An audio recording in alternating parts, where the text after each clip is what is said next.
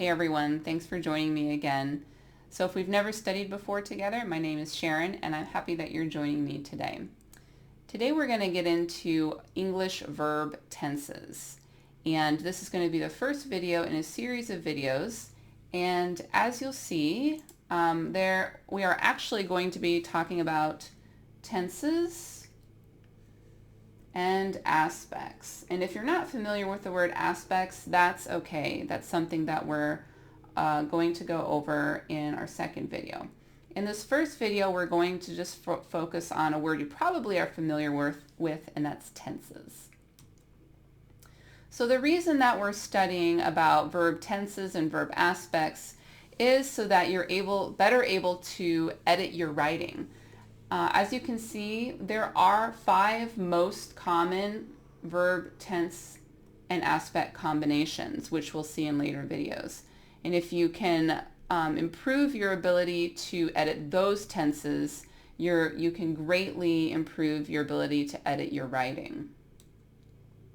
So in this particular lesson, we're going to differentiate, tell the difference between verb tenses and verb aspects. We will also identify 3 verb tenses, past, present, and future. And in later videos, we're going to look at the 3 verb aspects, simple, perfect, and progressive. And then in our later videos, we'll identify the 12 variations of verb conjugations that are created when we combine tense and aspect.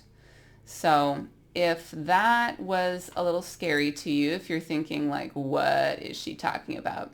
It's okay. You will see. Just hang in there and we'll go over it together.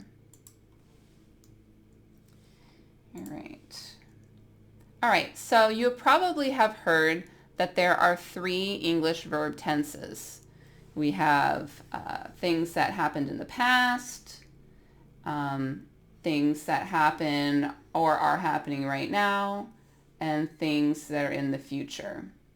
So the present, this is where we are right now. All of this stuff happened before the present, and all of this we don't know what's going to happen in the future. And so when we talk about the future, we use tenses that make predictions.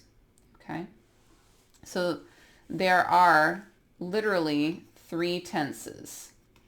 But there's more, as you are aware, there are more than 3 ways to write English verbs.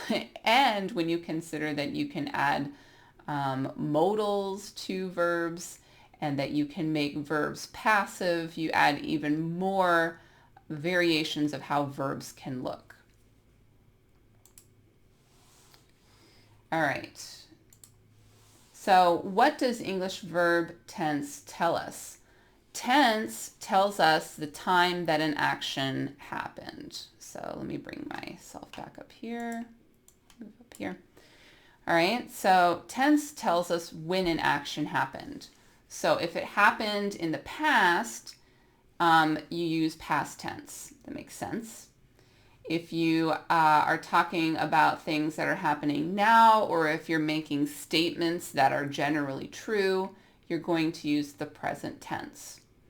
And if you're making a prediction about actions that are going to happen or may happen or will continue to happen in the future, you're going to use the future tense. So very basic. There are 3 tenses, but there's other ways that we can combine those tenses to create a variety of ways that English verbs can look. Okay. All right, so take a minute and pause the video and see if you can figure out what tense each of these is. 1, 2, 3, and 4. All right, so let's go over it now. I'm going to bring myself back up. All right, so the very first one, getting enough sleep isn't always easy. Now, can you find the verb? I hope that you can see that the verb is not getting. No. The verb is isn't. Sorry. Getting is actually something called a gerund. And this is a noun that looks like a verb.